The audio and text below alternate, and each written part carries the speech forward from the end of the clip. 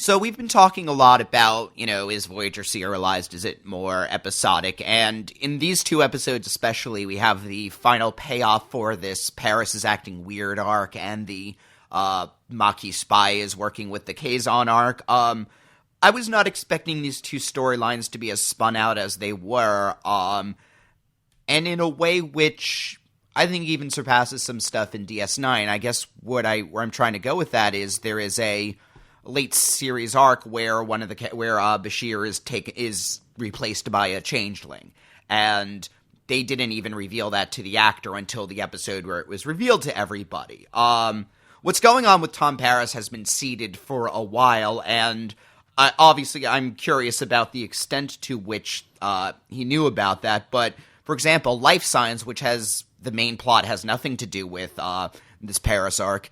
It's still a major part of it. They've been seeding this throughout, even some of the more episodic versions of that. So I guess I'm impressed with the way that Voyager approaches its serialized storytelling, largely because I wasn't expecting it.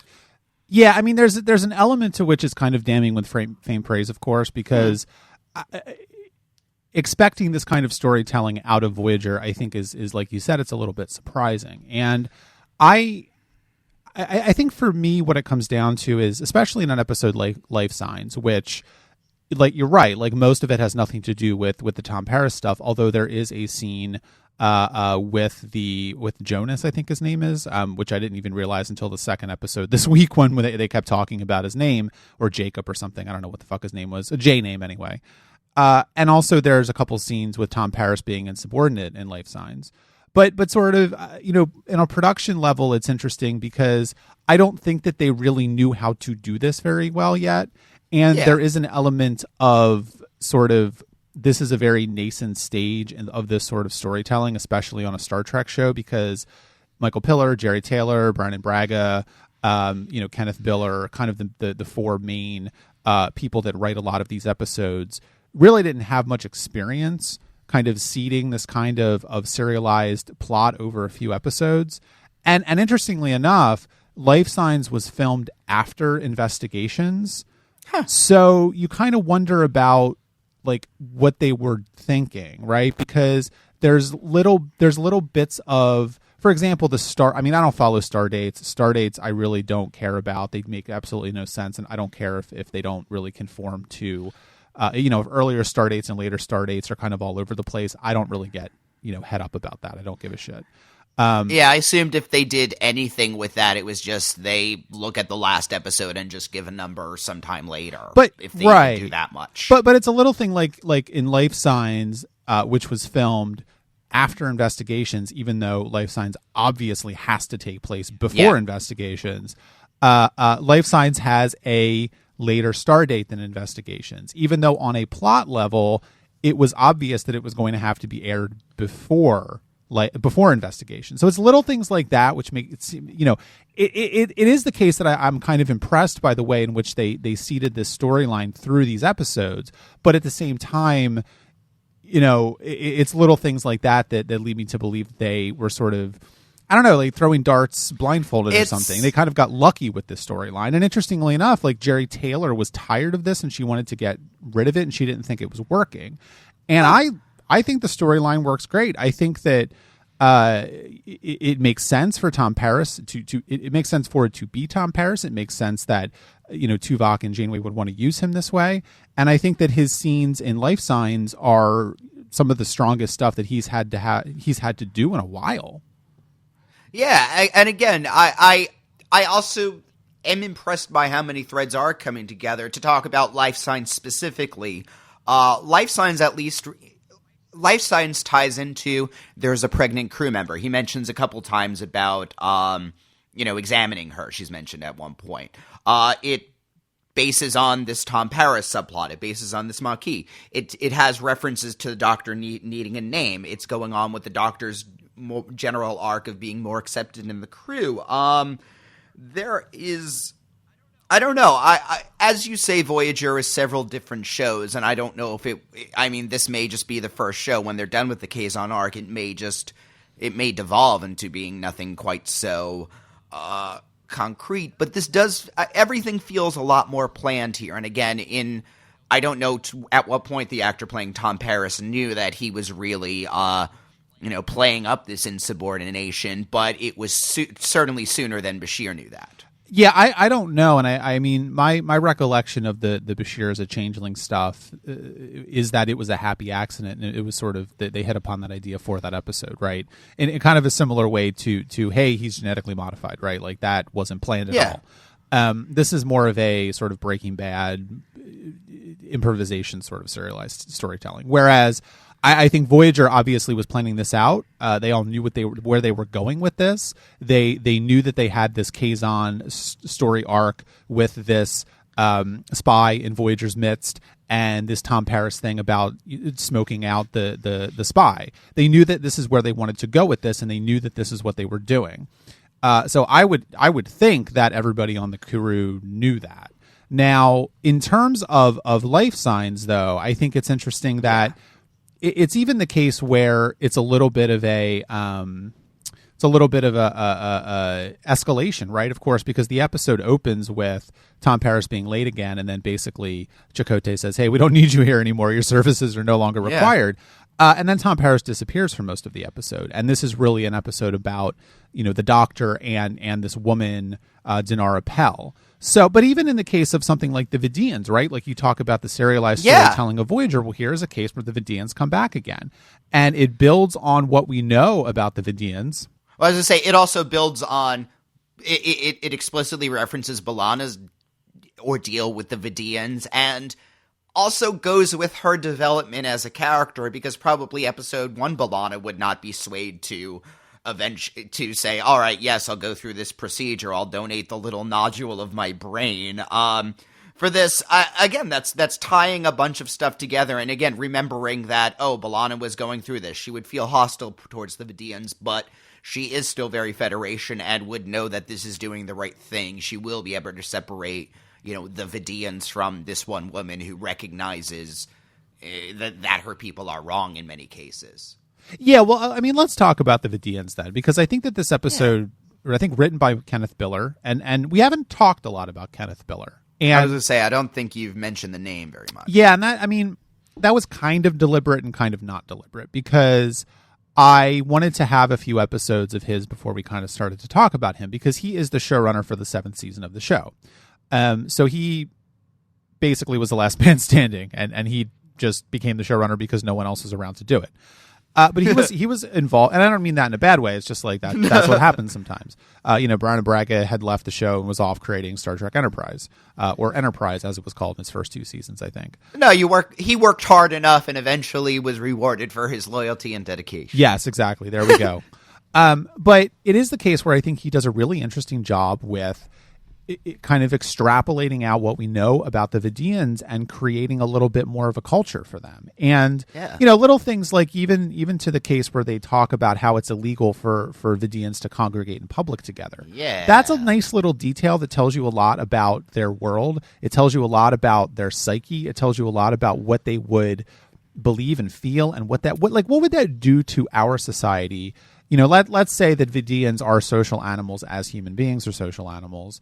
What would that do to our society if you could not congregate in public with humans, right? Like, that would mean that the vast, vast majority of people on the planet would probably be mentally ill to some degree, right? Like, they would be suffering from a variety of mental ailments. And yeah, well, we were told at one point in an early episode, we used to have this great art and this great culture. If you don't have congregating in groups, you lose museums, you lose concert halls, you lose bars, you lose supermarkets. How do people meet each other? I mean, it's the kind of case where you would think, okay, well, it's probably a sort of internet thing, or everybody's meeting online, but that would really be alienating, I think. And I think that speaks to the ways in which the Vidiians treat other species as well. They're not even treating them as real necessarily. They're I mean, not really breeding stock, but they're organ stock. You have to feel like the Vidiians probably even have a hard enough time dealing with other Vidiians, right? This is going to be a very paranoid culture. Everybody is going to be worrying about, what can I do to alleviate my illness? And so, in a way, yes, you are viewing people who are not Vidiian as living organ donors, as basically that's growing this tissue for you, and you're viewing your fellow Vidiians as competition for that. Yeah. They're not going to be encouraged. You'll have these small groups, and I mean, we saw the two in the last Vidiian episode, right? They're like, we've seen them in very small groups, very small close groups, and certainly it would have very insular family type of groups, or a ship would probably get very close because they have already shared the same disease. But yeah, I mean, I think that the implication, of course, is that on military installations or ships or research facilities, I mean, in cases where Vidiians have to congregate, of course they would. Yeah. The society would cease to function if nobody could go to an office, I guess. But in a certain sense, I mean, you can kind of imagine the society as having no public transportation. You can imagine the society as having no bars, no coffee shops. Like you said, no museums, no restaurants. It would be a very, very depressing and I think blank place. And when the society focuses so heavily on staying alive, and as you said, when they treat all other Vidiians and view all other of their people as competition for staying alive, essentially, you can really see how that would make them a very, very sick society. Yeah, it's everything in the society is geared towards the treatment of the phage. That's what the entire state apparatus is centered around. Right.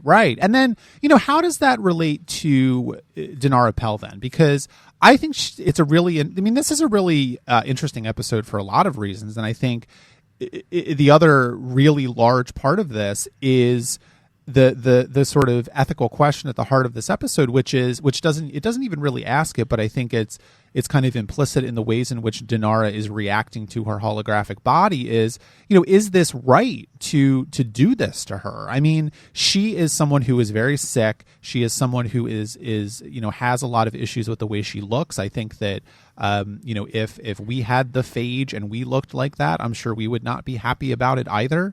And she's in pain in her regular body. Yeah, I mean, physical and mental pain, and probably emotional pain. I mean, all these kind of pains. I mean, she lives in a constant state of pain, and suddenly she is in a holographic body that looks healthy. She is free of physical pain. She is free of not emotional pain, but to a lesser degree, she certainly is, and she is possibly for the first time in her life looking at someone else who is reciprocating feelings of romance for her.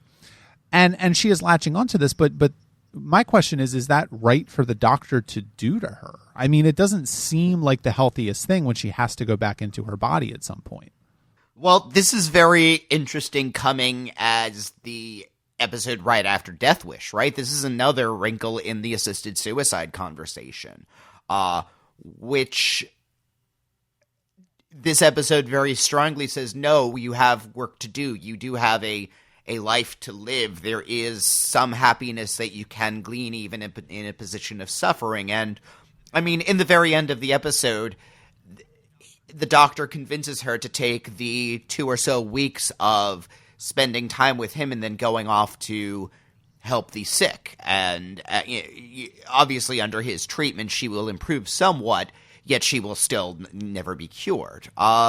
And it certainly views that as the better part and the right decision, I would say. Well, yeah, I think so, because, I mean, implicit in Star Trek, I think, is this understanding that you can't run from reality. And episodes where people run from reality, I think probably the only example that immediately leaps to mind is someone like Barclay from The Next Generation, of course, right?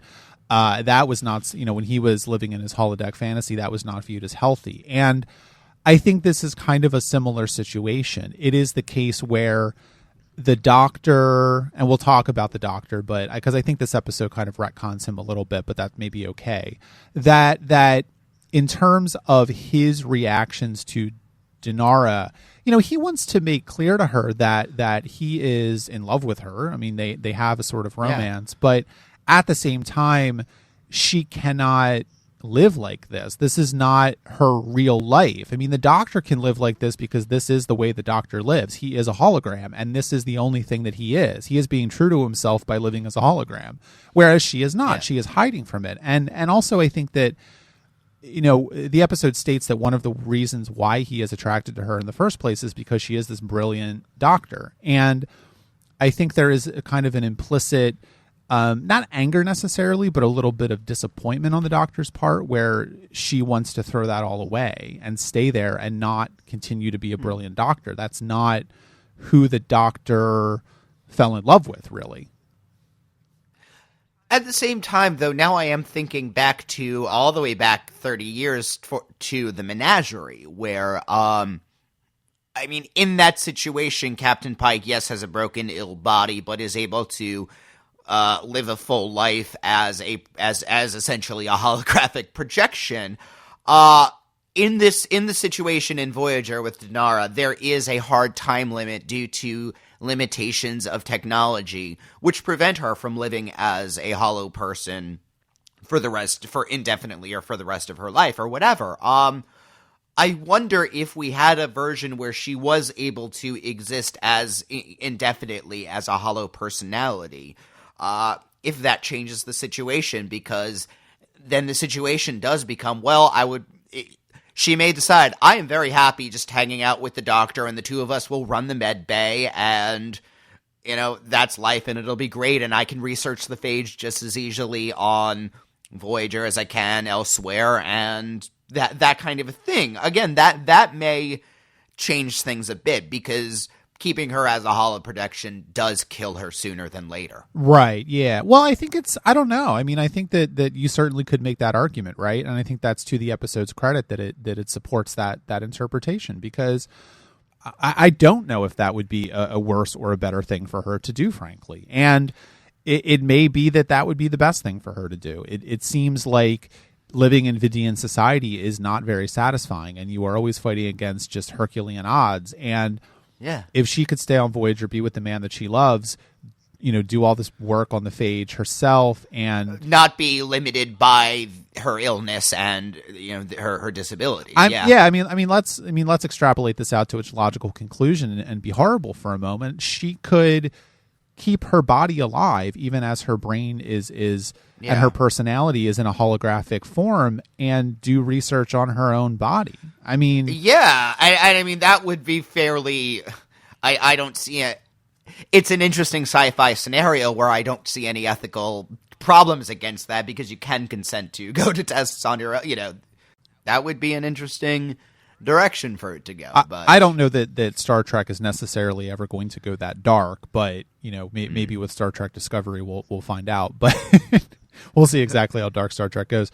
Well, leaving that aside for a moment, let's talk about the Doctor in this episode then, because I don't know. I think that in a certain way, this episode kind of forgets that heroes and demons existed, and maybe that's a good thing. Maybe we all want to forget that episode happened, but you know, this episode is predicated on the idea that the Doctor's programming is adaptive. They have that nice scene with Cass where she says, well, your programming is adaptive. You have been activated for a while. You know, you may be learning to be romantically attracted to people.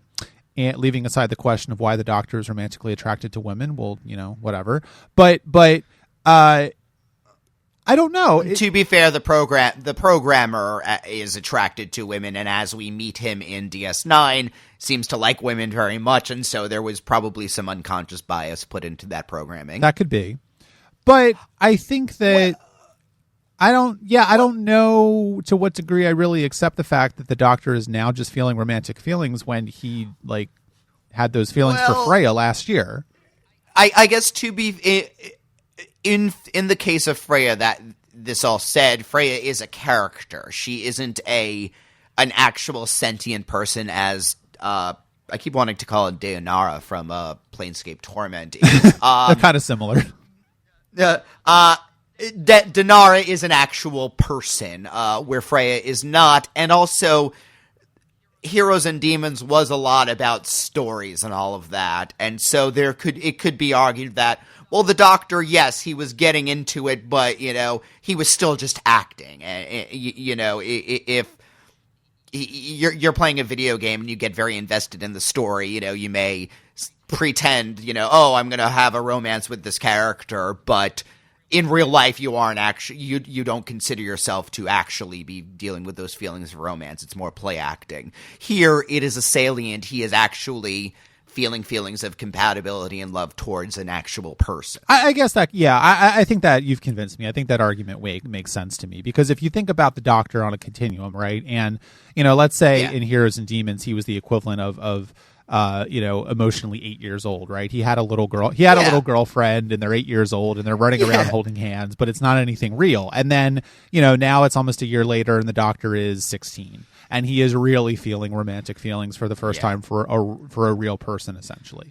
I can buy that. Now Heroes and Demons or whatever, Angels and Demons, whatever the hell it's called, the Da Vinci Code, I would say was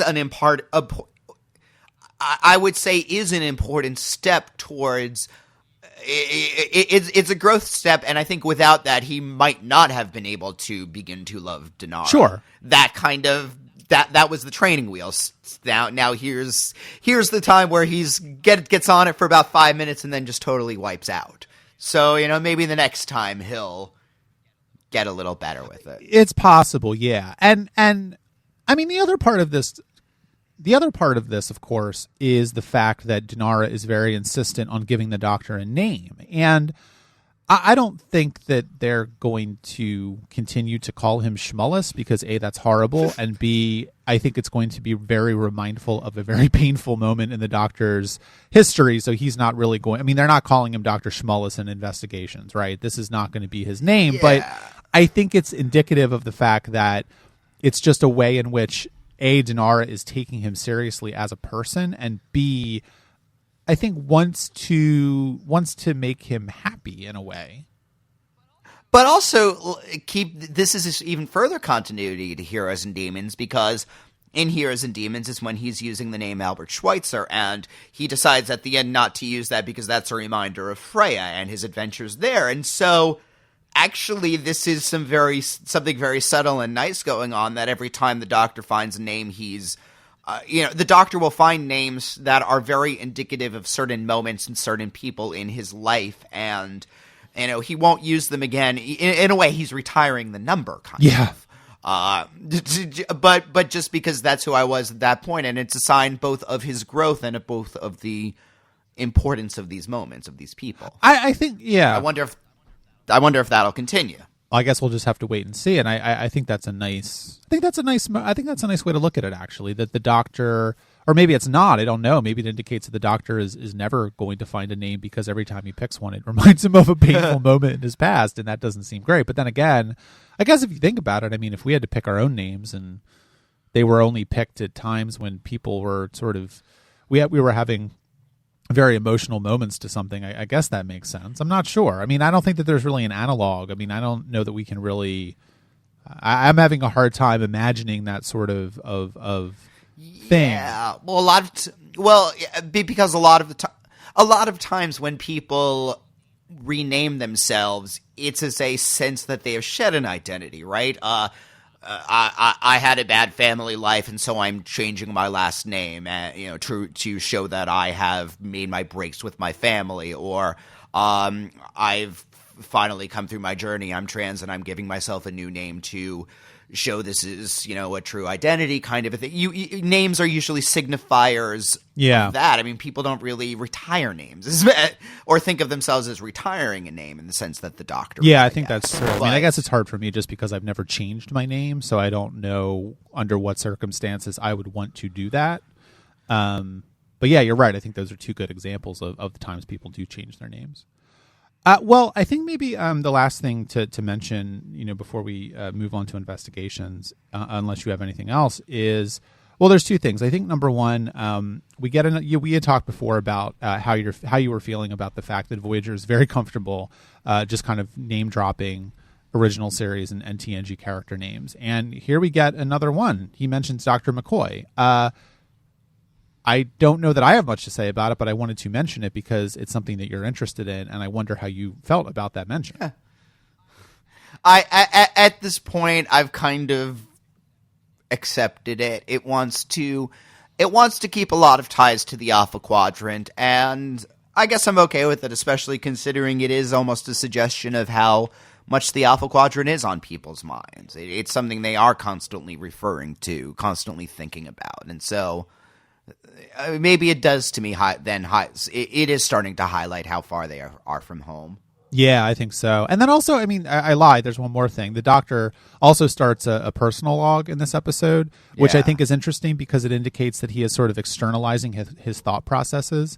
I don't know that he needs to start a personal log or a diary because he is a hologram with a computer memory, but it's a nice moment, I think, because it indicates that he is beginning to think of himself as a separate person from a computer in a way. And, well, I would say that the difference between, the computer brain, obviously we don't know what it's like to have a computer brain, but you can assume it's just storing everything as files and stuff. And the personal log is more of the analysis, more of the selecting the details. If dealing with Dinar is not all the Doctor dealt with that day, his memory would include all of that. The personal log is specifically dealing with his feelings towards her, and it's kind of selecting those out and figuring out what they mean, analyzing it. I think it's a little more than that, though. I think it's the Doctor creating a narrative of his own life in a way that he can't do unless he externalizes it. I mean, we can do that because we don't have perfect recall, but the Doctor can't do that because he does have perfect recall. So how is he going to do that? He is going to essentially create an external narrative of his life. All right, well, I think that's it for Lifesigns. Let's move on to investigations, which we already talked about a little bit, but this is a damn fine episode of Voyager that is very, very interesting for the ways in which it handles its serialized storytelling. Yeah, this is almost all plot, this episode. It's firing off a lot of guns I didn't realize were guns, in a way. Okay, well, how so? Well, again, the Paris thing, the show has done a good enough job to make its... again, when you asked the other week, what do you think is going on? And I was able to point out a couple of things in Paris's life and psyche that would suggest, like, okay, he's beginning to wash out. He's just not in a position where he wants to be. Not knowing whether or not he spends the rest of the series on the cast, it is quite possible that the actor decided to leave and so, okay, we're going to put him off on a Talaxian ship. Sure. And that'll give us that gives us a very easy opportunity to bring him back if we decide we want to later on. And I don't know, the show managed to fool me into thinking that the explanation for Paris that Paris gave Chakotay was at face value, because I was not expecting that level of, in a way, deception from this show. And I guess that's the easiest way to deceive somebody, is make someone think you've been working on face value this entire time. Yeah, well, I think it's really, I think it's interesting, right? Because I immediately think to the scene in Janeway's ready room with Neelix, Tuvok, Janeway, and Chakotay, where Neelix has essentially blundered into revealing Tom Paris working as some sort of double agent, and Janeway and Tuvok have this moment where they have to decide whether or not to tell Chakotay what's been going on. And, Chakotay's interesting because he is a character that hasn't really had a lot to do this season aside from a couple of episodes. And he's not a character that really does anything in episodes that are not his, except for, spouting off some lines about the warp core or something. But in this episode, he does have something to do. And Robert Beltran gets this very interesting look on his face. He's obviously... I don't know if he even understands exactly. I mean, I think he understands why they did it, but I don't know that he accepts it. And that indicates to me that this show is much more willing to play around with the idea of these characters lying to each other more than any other Star Trek show, I think, yet. I don't even think Deep Space Nine really went here, except for something like In the Pale Moonlight, which is just, that episode has sort of this outsized reputation in the franchise because it is so singular. Yeah, well, certainly we've seen, especially in TNG, a lot of times, moments in which the captain could not say something to the crew. But he would usually phrase it along the lines of, listen, something's going on, security clearance, and, trust me, and that's fine. But this goes even further than that, because Janeway has essentially set Chakotay up and is deliberately using Tom Paris to mislead him. Yeah, well, there was that. I mean, in Lifesigns, there's the moment where he goes and says, do you want to handle this? Prepare. Tom Paris is kind of your project, and she's like, no, handle this however you want to, and. That scene, when it's initially shown, comes off as Janeway is worried about her protege. She's hurt. She may have even given up on him. Or for whatever reason, she's, maybe she feels too close to be able to discipline him. She feels very disappointed. She's letting Chakotay do it because he doesn't have... And now you realize that she's thinking, okay, everything is going exactly as planned. Chakotay completely believes that this is up with him. He is going to. And poor Chakotay, especially, remember his introduction to the show. At least 2 people working for him were working for other people. Chakotay this is a third major example of Chakotay being totally lied to by people. Yeah, and I think it's interesting that in this episode, of course, it is for the greater good, but I don't know. Do you think that people respect Chakotay fundamentally? It doesn't seem to me that they do. They put it this way. Part of the reason they tell him, well, we wanted to get a convincing performance. That's basically saying, listen, we couldn't trust you to keep this a secret or to lie about this or to actually go on with it. So your reactions had to be natural. So the only way we could do that was not tell you. I mean, Chakotay's realizing he's that friend. In a sense, yeah. I mean, I wonder about that, because if they had told Chakotay, they would have told Tom Paris that Chakotay knew. And yeah, I think that there's a lot of public recrimination of Tom Paris on Chakotay's part that is natural. I mean, obviously it is natural because Chakotay has no idea what's going on with Tom Paris in terms of this whole plot about smoking out the spy. But I wonder that I don't know. Do you think that Chakotay couldn't have pulled that off? I mean, I don't know that. I mean, I kind of think yes. I kind of think Janeway and Tuvok were right to keep this from him. I don't know that Chakotay has the guile for this sort of thing. He's too nice. I think I agree. No, he is too. Chakotay can switch to chaotic alignment if he needs to, but he much prefers to stay in lawful, and he's not really good at being in chaotic. He is a Starfleet man through and through. Right. And as we found out in that episode, Tattoo, he is a Starfleet man through and through, and the only reason he ever joined the Maquis was to sort of avenge his father or honor his father's memory or something. This is not necessarily something that he would have done on his own. So I don't know, though. I mean, it's funny because Voyager has this reputation for not really dealing a lot with the Maquis stuff, and I'm finding that watching. I mean, I've never watched the show with a critical eye before, and I don't know about you, but when I watch television shows with a critical eye, I notice a lot of things that I don't necessarily notice if I'm just watching it to watch it for myself. And I'm finding that I am actually really impressed with the way that Voyager is handling a lot of the Maquis stuff, because it is not this sort of bog standard, we're all fighting because, we don't believe in the Federation kind of nonsense. It is really subtle, and it is really working very well. And, you can quibble with the execution, you can quibble with some of the choices that the show is making, but I think to say that the show ignored the Maquis plotline after the pilot is completely wrong. I mean, and this episode is a perfect example of that. Yeah. My understanding is probably we won't have any Maquis episodes in, say, season 4. But at that point, they'll have been on the ship 2-3 years, if the time frame is still similar. And so the differences will be ironed out by time. So, yeah, I can see the show ending without that note really being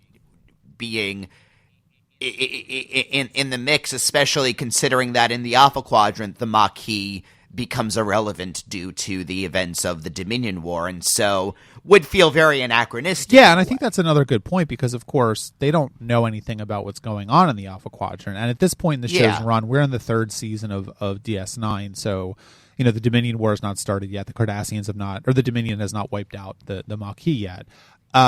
they will most likely never find that out, because how would they find that out? So it is kind of a case where you're watching this and it is a bit of a weirdness, because everything that's going on is, I think it's interesting, right? Because I think that everything that's going on is developing into its own culture, right? I think that Voyager is developing its own culture and its own sort of societal norms in a way, because right, like the Maquis and the Starfleet stuff, that's kind of irrelevant now. I mean, the Maquis crew members probably certainly do feel a little bit like the Federation has let them down and Starfleet has let them down.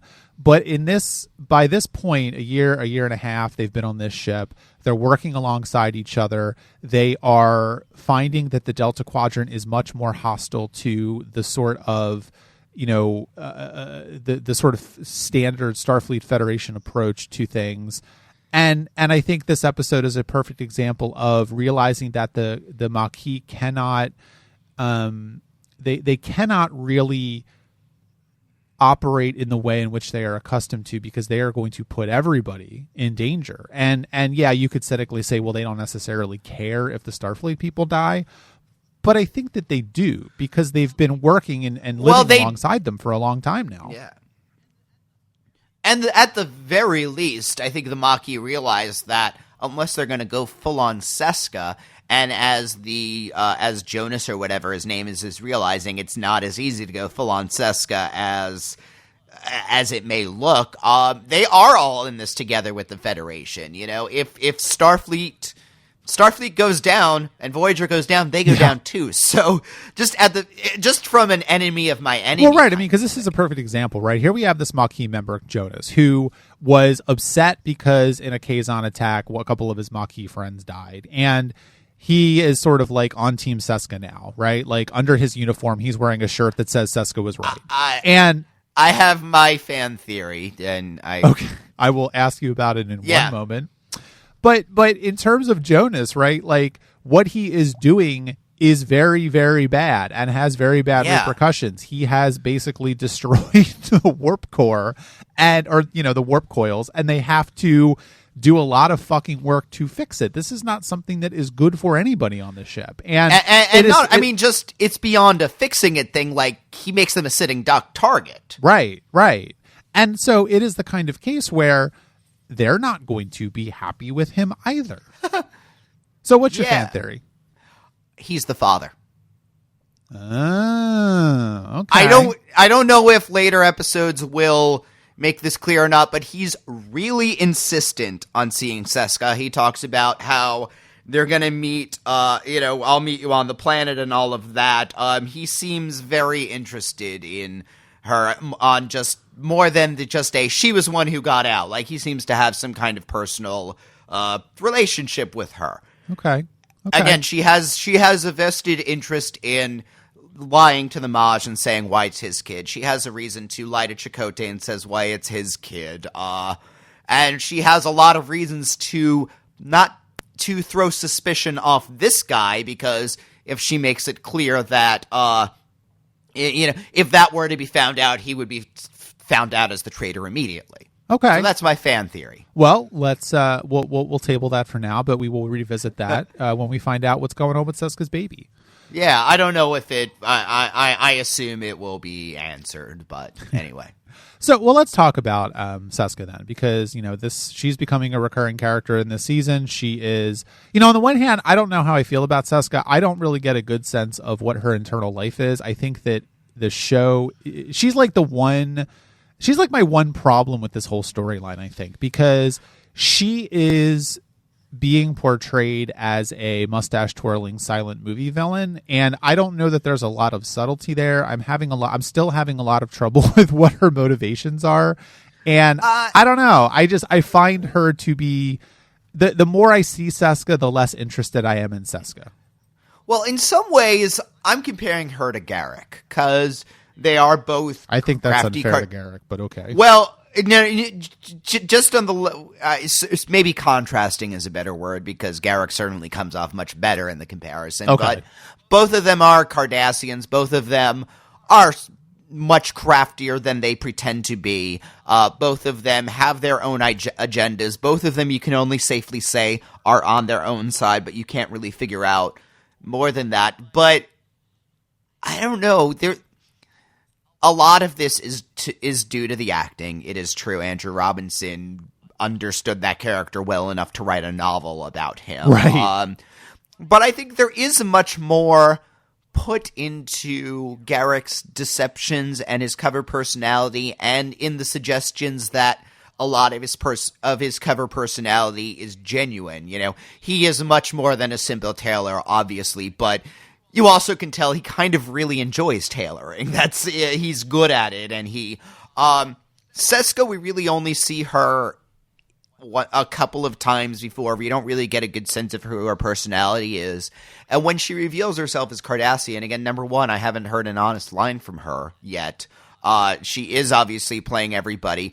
I don't know if when she's with Chakotay, she is at once, flirting with him and, pledging her love to him. And at the next moment, having him arrested and beaten. And so, it's unclear which part of that is she making romantic advances to disconcert him? Is that how she, does she genuinely love him and, isn't in a position, isn't in a position where she is able to, because she has larger goals that need to be achieved and which those get in the way from? I feel like on some ways the answers to those questions might be more interesting than the journey to take us there. I mean, I think all that's right, because what I keep coming back to with Seska, and I think you're contrasting her with Garrick, is really interesting and has clarified a couple things for me in my mind, is that you're right. Like, part of it is just the fact that Andrew Robinson is a much better actor than she is, or at least that she doesn't have as much of a handle on Seska's character and who Seska is than Andrew Robinson did with Garrick. And some writing might be involved in that, too. They may have had clearer ideas of where Garrick's character was going to go, and just Seska's, a different team isn't putting as much into that. But I think I don't have a good sense of who Seska is as a person. I don't have a good sense of what she likes to do for fun. I don't have a good sense of what her hobbies are.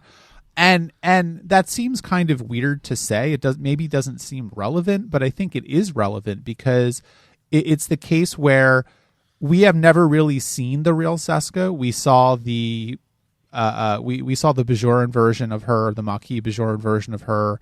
We don't know if any of that was true. Probably not. Now we are seeing this villainous Cardassian pregnant lady version of her. We don't know if that's really the real Seska.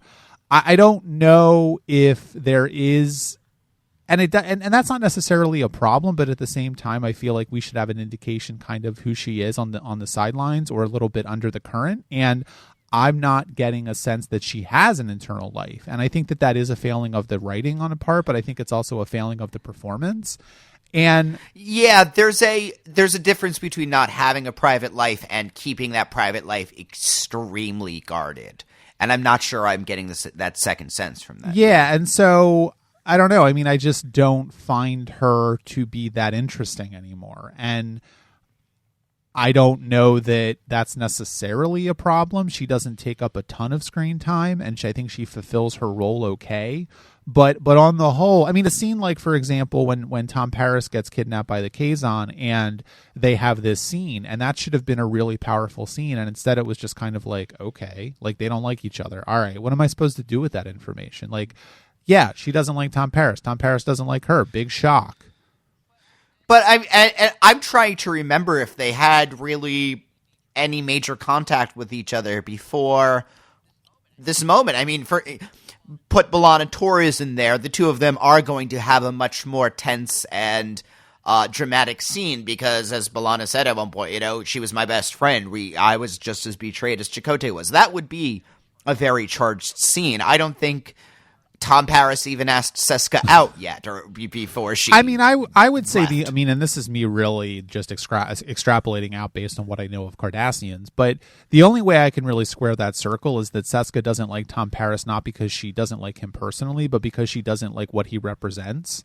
if you think about Cardassian society, this is glorifying the state. There are no individual rights. Everything you do is for the glory of the state. Tom Paris is a fuck up. Tom Paris is someone who has basically used a position of authority and power vis-a-vis being the son of a powerful Starfleet admiral to essentially just do nothing except be a fuck up. And and he is essentially falling upwards. He was in prison, and then he got on this position on Voyager, and now he is essentially being used as a spy to uncover, who is contacting Seska. And so there is a part of me which is saying it's a plot level. Seska doesn't like him because he is revealing who the spy is, and then also because of who he is in terms of what she thinks a proper person should do in those kind of situations. But that's nothing in the show. Yeah. I'm taking that all from my own knowledge of Cardassians as developed in Deep Space Nine and TNG. And I don't know that may not be representative of what the show is trying to do with them. But that's the only way I can kind of square that circle in my own mind. Yeah, and in a way, those are fairly generic reasons too, right? They are. I agree with you. They're things she would have towards almost everybody in Starfleet. Yes, maybe there wouldn't be the, he's the son of a great, but maybe she might not even really know that or care about that even. Again, it's would she really have been in a position, if she isn't really that close with Tom Paris, would she be in a position to hear his backstory? Yeah. She was a Cardassian spy working for the Maquis. She wasn't exactly on the pulse of all the Starfleet news. Well, that's probably a good transition for us to talk about a briefing with Neelix, because I love that he's a YouTube star. It's kind of interesting, right? Because I think on the one hand, I mentioned earlier about how Voyager is creating its own culture and societal norms, and I think this is part of that, right? This would never happen on a Starfleet ship. This just would not happen on a Starfleet ship that was not in an extraordinary circumstance like Voyager is. And it also wouldn't happen if, there was not a guy named Neelix on the ship either. I mean, I think that Tom Paris, Harry Kim, B'Elanna, they're not going to do this, right? They're busy, they have jobs, whatever. But Neelix doing this makes sense, and I also think it's probably valuable, right? Like, I think that it makes sense for Janeway to be all gung-ho for this idea, because it's going to engender the crew to feel like they're being informed and to have something to do and all kinds of stuff, right? See, I have to say, I do feel like the Enterprise and TNG era had some kind of very corporate video thing, because, I mean, think about just a generic resort in the world today. They're going to have their little, here's what's going on today. I mean, on the Enterprise, there are always ambassadors or visitors or something else. There is some kind of in-house program being made. But, well, I mean, they probably had daily briefings that were put together, but I don't think they were infotainment news shows. No, and that is fair. I love, this is such a natural direction for Neelix to go in that I love it.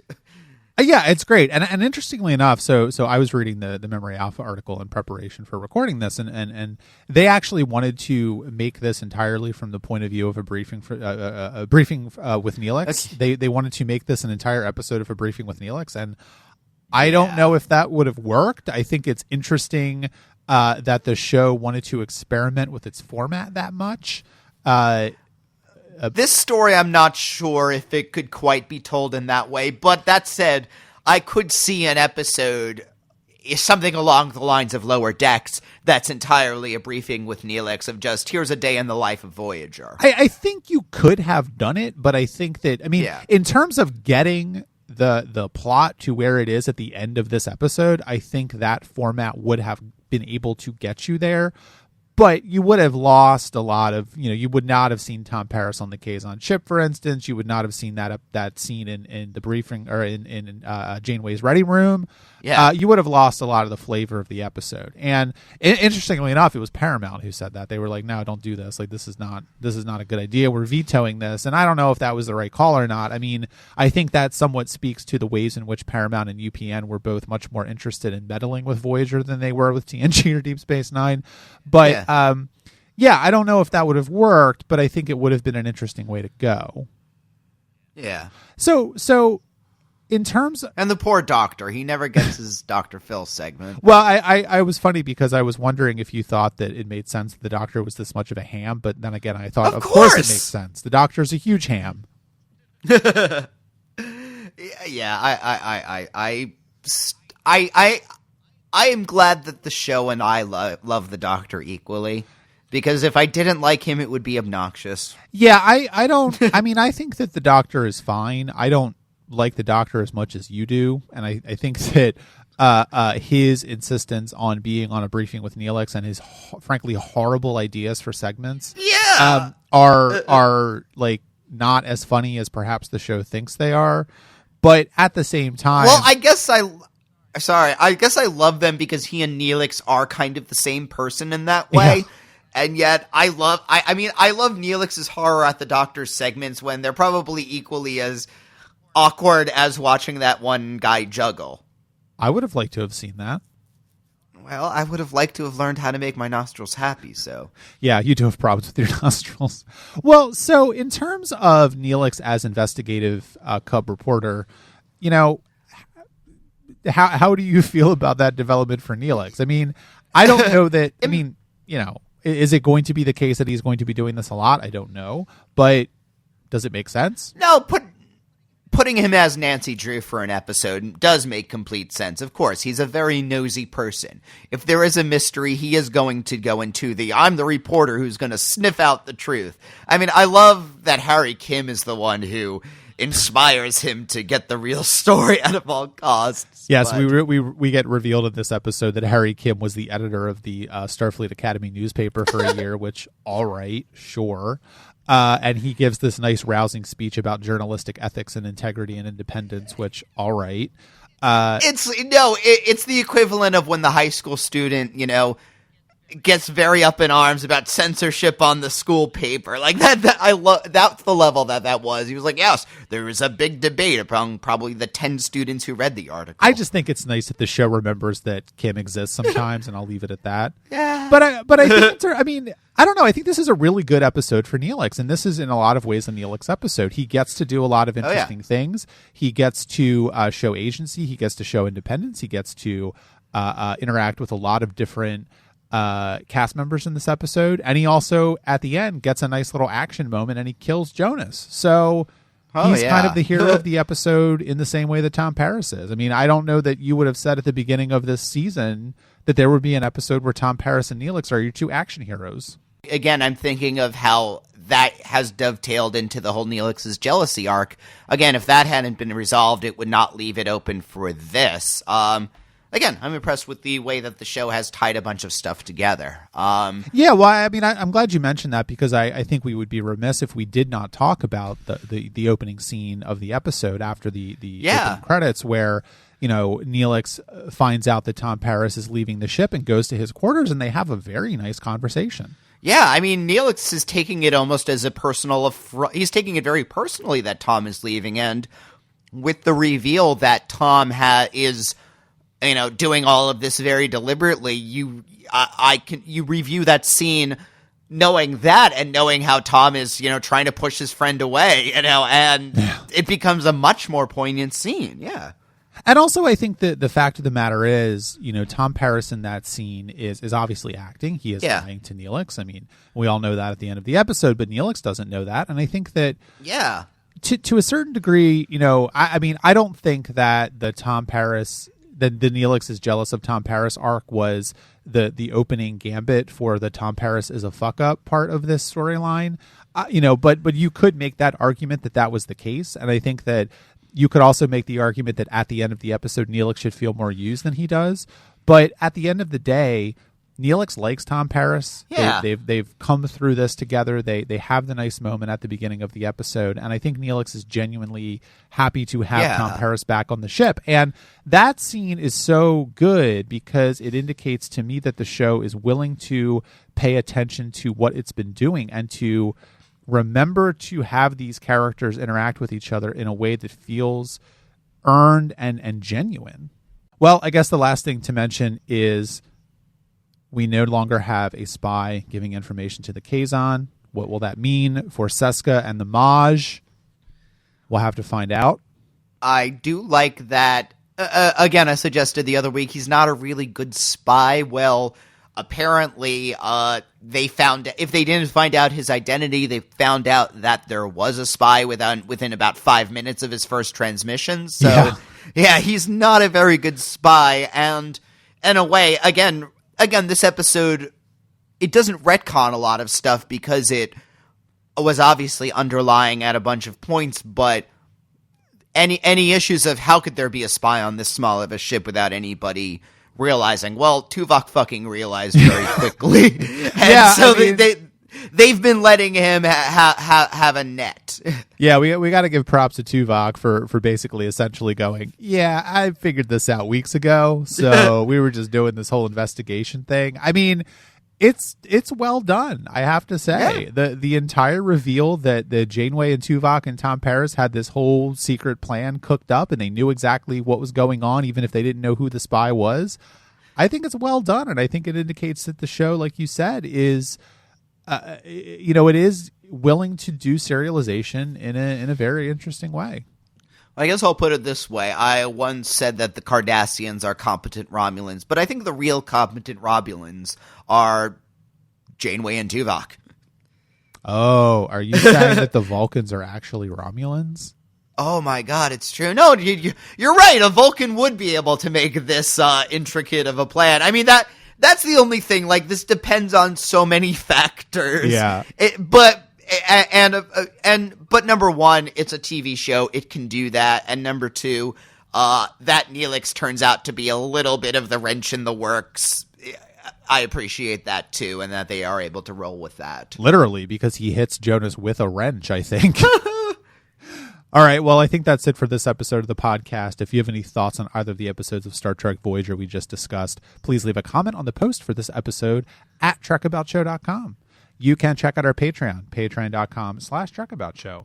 The Patreon also supports our other podcast, Tuning In. We are releasing our episode on the X-Files, Fresh Bones and Colony this week in 2 days on Thursday. So please do go to tuninginshow.com and also go to patreon.com/TrekAboutShow and give generously and often. Facebook, Twitter, Instagram, we are there. Trekabout Show is our username in all those places. And as always, please leave us an iTunes review for Trekabout. Next week, we're going to be talking about the episodes Deadlock and Innocence.